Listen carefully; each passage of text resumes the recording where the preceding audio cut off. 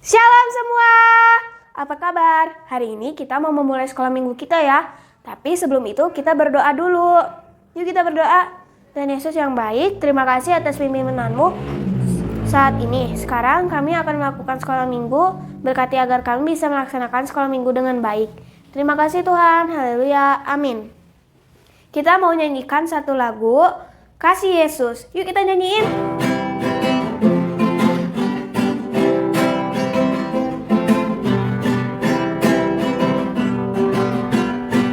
Kasih Yesus, indah indah oh indah. Kasih Yesus, indah indah oh indah. Kasih Yesus, indah indah oh indah. Kasih Yesus, indah indah oh indah. Lebih indah dari pelangi, lebih indah dari bintang di langit, lebih indah dari bunga di padang. Oh Yesusku, kasih Yesus, indah indah oh indah. Kasih Yesus, indah indah oh indah. Lebih indah dari pelangi, lebih indah dari bintang di langit, lebih indah dari bunga di padang. Oh Yesusku, lebih indah dari pelangi, lebih indah dari bintang di langit, lebih indah dari bunga di padang. Oh Yesusku, Yesusku. Shalom semuanya, perkenalkan saya Tabita Evalin Tagalung, umur saya 11 tahun. Saya sekolah di SDK BPK Penanggung Sukabumi dan sekolah minggu di Gereja Baptis. Saat ini saya mau kesaksian tentang kasih Tuhan. Banyak sukacita dan berkat yang saya alami, terutama Tuhan selalu menolong saya dalam studi. Saya melihat kasih Tuhan melalui lomba-lomba yang saya ikuti. Saya bisa terpilih mewakili sekolah. Saya pernah ikut lomba antar sekolah dan mendapatkan juara 2. Itu semua karena berkat Tuhan. Lalu saya juga terpilih untuk ikut olimpiade tingkat kecamatan dan mendapatkan juara 2. Karena itu saya bisa lanjut ke tingkat kota. Awalnya saya sudah berharap saya akan sampai ke tingkat nasional, tapi Tuhan belum berkehendak. Karena waktu tingkat kota saya hanya mendapatkan juara 4. Tapi Tuhan itu baik. Waktu kelas 6 saya masih boleh ikut lomba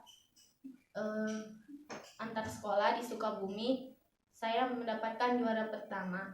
Saat itu saya sangat senang karena saya bisa membanggakan orang tua, sekolah, dan Tuhan Yesus. Saya yakin tanpa Tuhan saya tidak bisa melakukan apa-apa. Kuncinya adalah berdoa dan berusaha. Karena Tuhan pasti menolong kita. Saya melihat kasih Tuhan.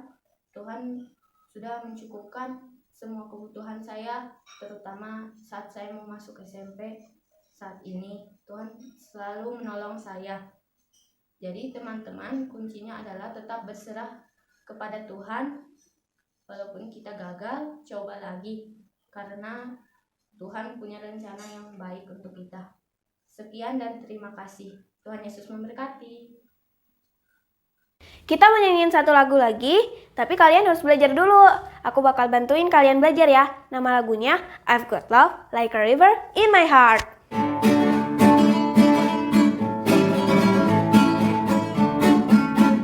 I've got love like a river, I've got love like a river, I've got love like a river in my heart. I've got love like a river, I've got love like a river, I've got love like a river in my heart. Kita nyanyi sekali lagi ya.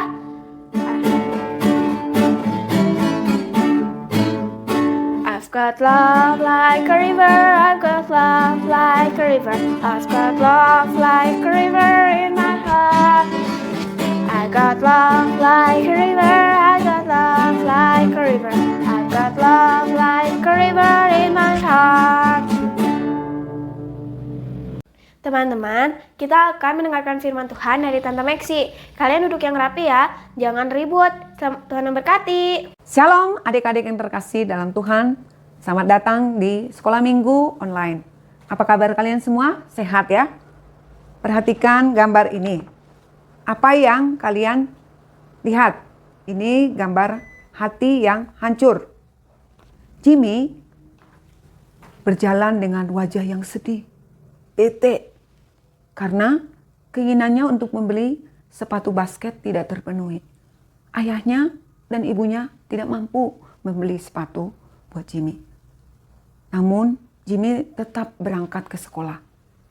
Pada saat dia menuju ke ruangan kelasnya, tiba-tiba temannya Reynald datang menyapanya. Kuda Daniel, jangan lupa Sabtu siang main basket. Mendengar hal itu, Jimmy tiba-tiba marah.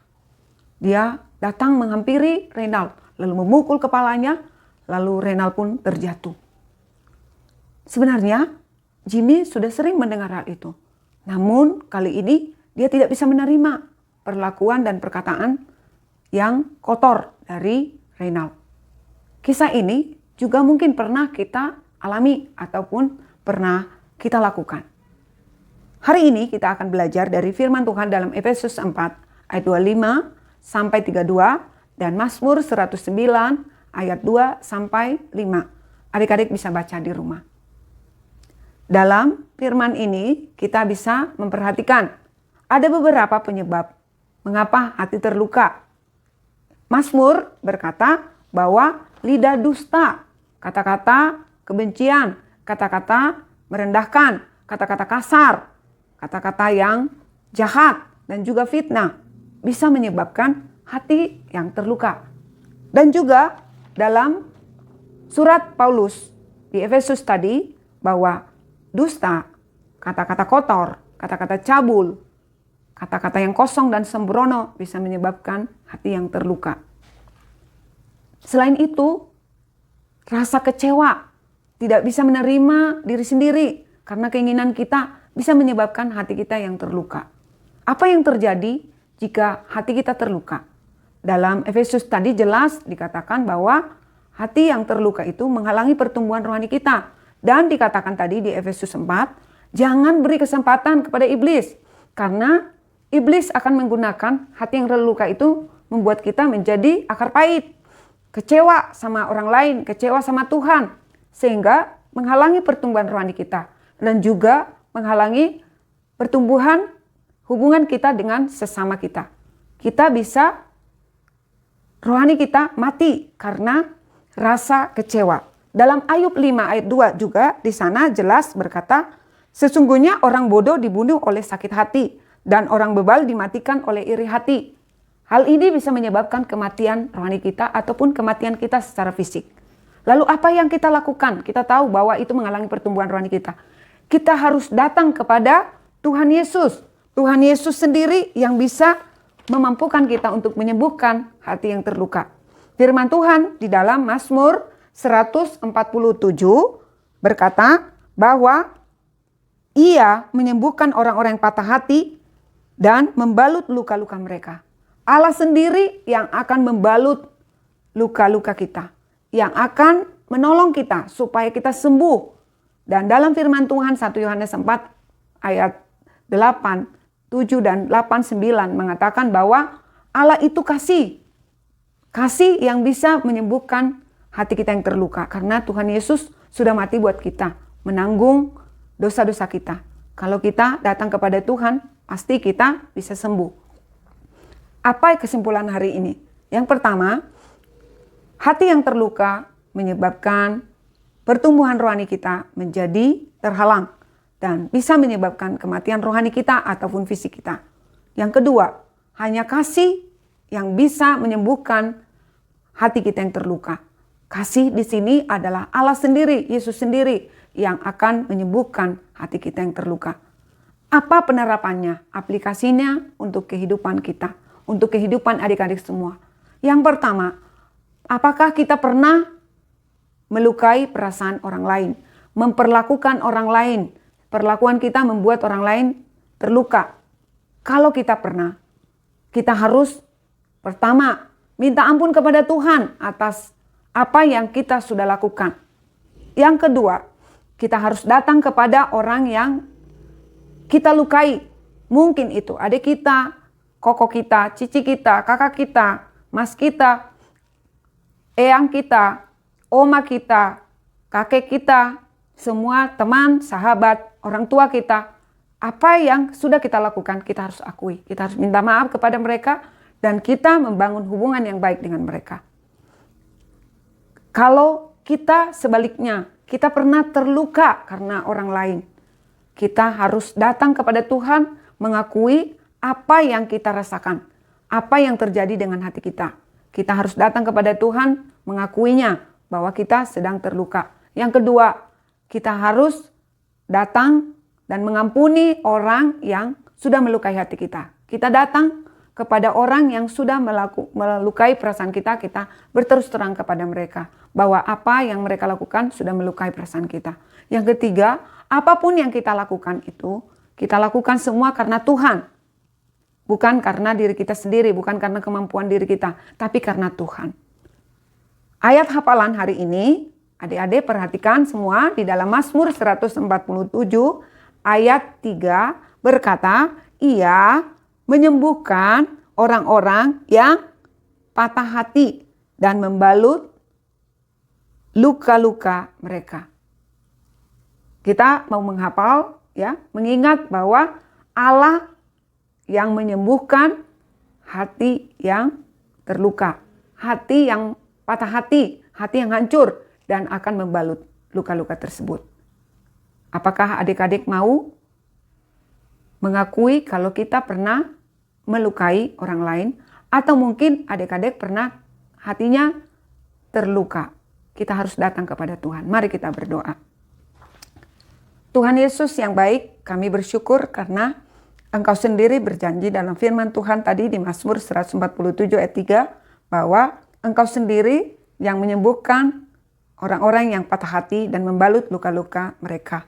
Kami mau Tuhan supaya Tuhan juga menolong kami untuk membalut luka-luka kami, membalut hati kami yang terluka.